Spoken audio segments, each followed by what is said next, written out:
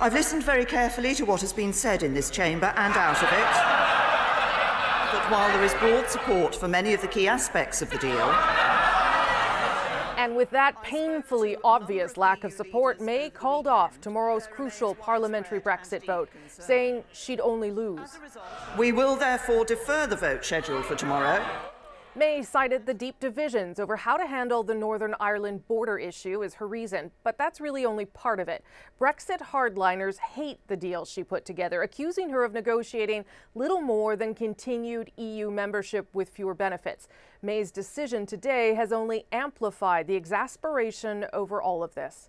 How long can you stay in power? It's not clear when the parliamentary vote will happen, but May has given a deadline of January 21st. And Nala Ayed is just outside 10 Downing Street. Nala, we know that people are frustrated, but what does this mean for Theresa May's government?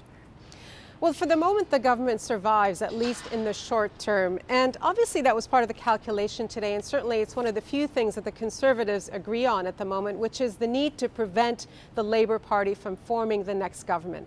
The vote also gives Theresa May a reprieve, because if that vote had gone ahead tomorrow, Rosie, they probably would have cost her job. Now, it still may do that eventually, because the opposition is promising that a no confidence vote is still an option.